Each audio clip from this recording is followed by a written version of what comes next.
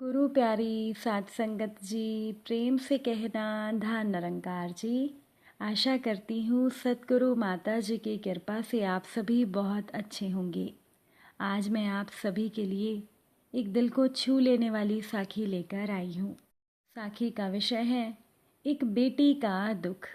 चलिए सुनते हैं आज की ये साखी। साध संगत जी, रिया अपनी ज़िंदगी में बहुत खुश थी। रिया को बहुत अच्छा ससुराल मिला था और रिया अपने आप को बहुत ही भाग्यशाली मानती थी। रिया अपने माता पिता की इकलौती बेटी थी, लेकिन एक दिन अचानक से रिया की मानो पूरी जिंदगी ही बदल गई। रिया उदास मन से रसोई में अपने पिता के लिए खाना बना रही थी। आज उसे कुछ भी अच्छा नहीं लग रहा था। हालांकि रिया को ससुराल में सास ससुर का भरपूर प्यार मिल रहा था। रिया का पति भी हर कदम पर उसका साथ देता था। तभी तो आज जब रिया के पिता प्रकाश जी जिंदगी के इतने मुश्किल दौर से गुजर रहे थे, तब रिया के ससुराल वाले भी रिया के साथ खड़े थे।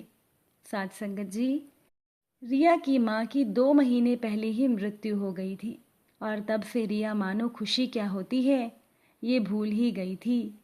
50 साल की उम्र में रिया की माँ इस दुनिया से चली गई थी। रिया ने तो अपने माता पिता को लेकर बहुत से सपने देखे थे कि वो अपने माता पिता को हर जगह घुमाने के लिए लेकर जाएगी। इसी वजह से रिया अपने वेतन से कुछ रुपए भी जोड़ रही थी।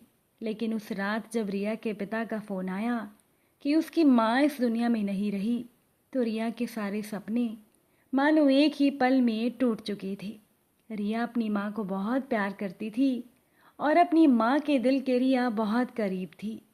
अब माँ के गुजरने के बाद जब रिया अपने मायके में पहुंची और उसने अपने पिता को रोते हुए देखा, तो रिया भी पिता से लिपटकर फूट फूट कर रो पड़ी। दोनों बाप बेटी रात भर रोते रहे। सुबह तक रिया के पिता की हालत बहुत खराब हो चुकी थी और उन्हें अस्पताल में एडमिट करवाना पड़ा।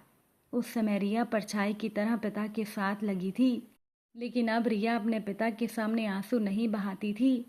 उसने खुद को भीतर से मजबूत बना लिया था ताकि वो अपने पिता को संभाल सके। लेकिन जब रिया के पिता प्रकाश जी ने देखा कि उनकी बेटी के चेहरे पर तो दुख दर्द का कोई निशान ही नहीं था, तो रिया के पिता को बड़ी हैरानी होती थी। साथ संगत जी, रिया की माँ के नाम पर एक ज़मीन जायदाद थी। जब रिया की माँ की मृत्यु हुई, तो रिया की मौसी का बेटा उस संपत्ति में से अपना हिस्सा मांगने के लिए आ गया, क्योंकि जो संपत्ति रिया के माँ के नाम थी उसमें कुछ हिस्सा रिया की मौसी का भी था। अब इस समय ना तो रिया इन परिस्थितियों को संभाल पा रही थी और ना ही रिया के पिता प्रकाश जी होश में थे।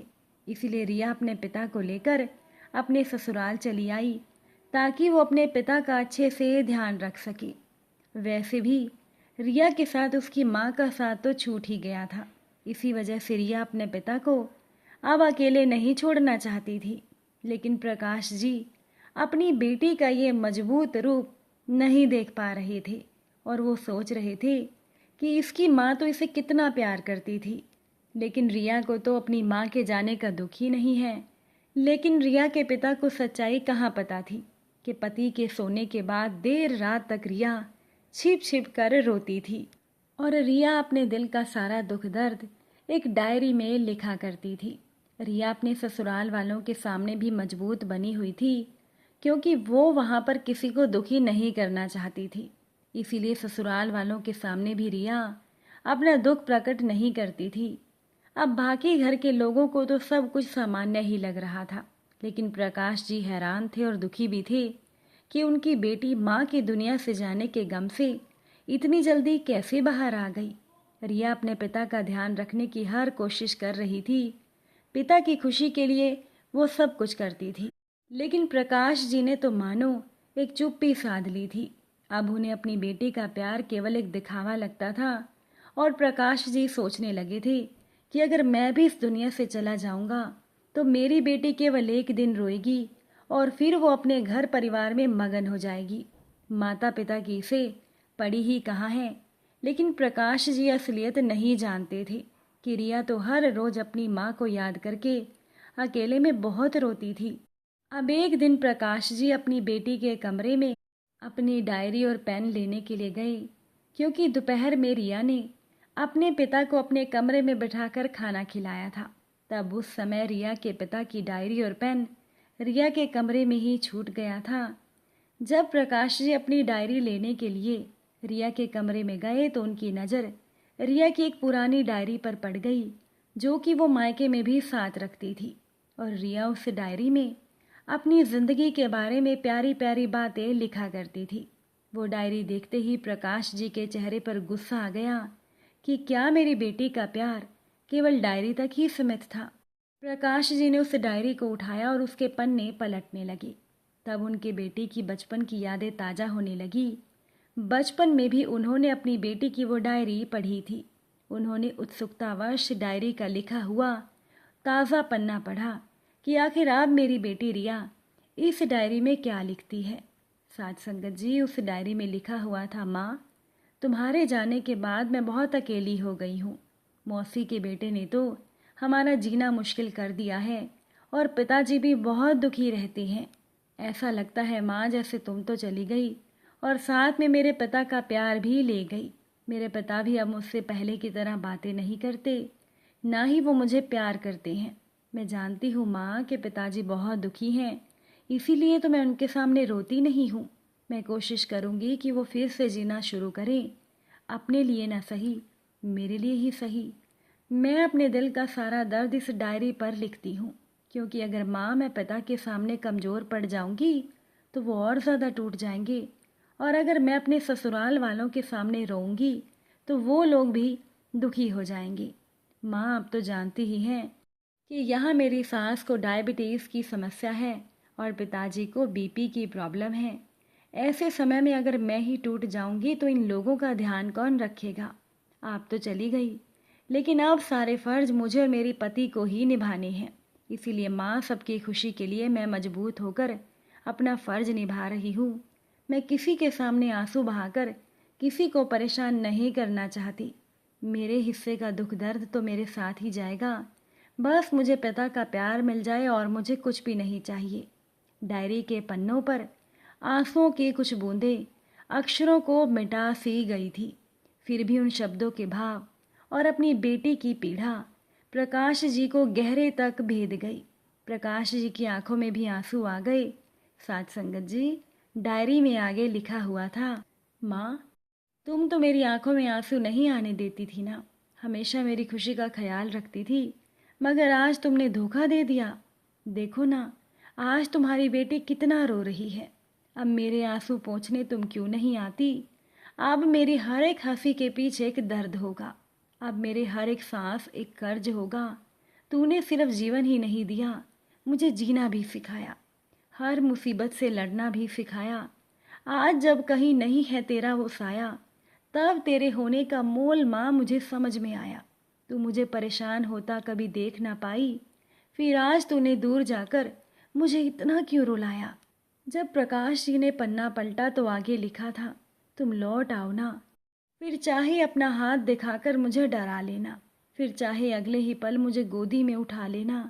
कहने को बहुत कुछ बाकी रह गया, मुझे फिर से उंगली पकड़कर रास्ता पार करा दो ना। मैं जानबूझकर गलती करूंगी, तुम भले ही मुझे मार लेना। माँ, तुम लौट आओ ना।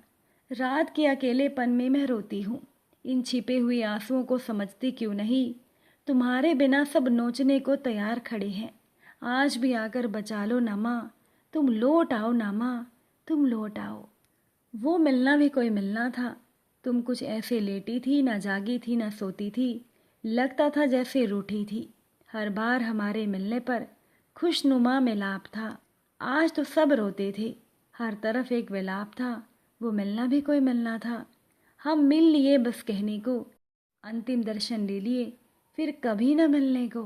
साथ संगत जी, अब रिया की डायरी के सभी पन्ने एक बार फिर से आंसुओं से भीग रहे थे, मगर इस बार वो आंसू रिया के नहीं, वो प्रकाश जी के आंसू थे। उन्होंने अपने आंसू पोंछे और चल पड़े अपनी बेटी को माँ और पिता दोनों के हिस्से का प्यार देने। इतने दिनों से प्रकाश जी को लग रहा था कि रिया को माँ के जाने का दुख ही नहीं है, मगर आज उन्हें समझ में आया कि उनकी बेटी तो उन्हें खुद संभालने के लिए ही मजबूत बने रहने का दिखावा करती है। वो रिया के पास गए। रिया रसोई में अपने पिता के लिए चाय बना रही थी। बेटी को देखकर और उसके दर्द का अंदाजा लगाकर प्रकाश जी का मन भर आया। उन्होंने बेटी को गले से लगा लिया और उसके माथे पर हाथ फेरकर बहुत दिनों के बाद बेटी को बहुत सारा प्यार दुलार दिया। फिर आगे बढ़कर उन्होंने बेटी के माथे को चूम लिया। इतने दिनों के बाद इस प्रेम भरे स्पर्श से रिया का दिल सहर उठा। अब माँ के जाने का डर तो था ही, लेकिन पिता ने भी रिया को प्यार दुलार देना बंद कर दिया था। ये बात रिया को बहुत चुभती थी, लेकिन आज ऐसा लग रहा था जैसे उसके पिता का प्रेम उसके जीवन में अब वापस लौट आया था। साथ संगत जी, आज की ये साखी आपको अच्छी लगी या नहीं, मैं ये तो नहीं पूछूंगी। हाँ, मैं इतना ज़रूर जानती हूँ कि ये साखी सुनने के बाद आपकी आंखों में भी आंसू ज़रूर आए होंगे। तो आज मैं आप सभी से केवल इतना ही कहना चाहूँगी कि कमेंट में ढेर सारा प्यार ज़रूर दीजिएगा और इस चैनल को सब्सक्राइब ज़रूर कीजिएगा, ताकि आप सभी से एक बार फिर से मुलाकात हो एक नई साखी के साथ। साथ संगत जी, प्रेम से कहना, धन निरंकार जी।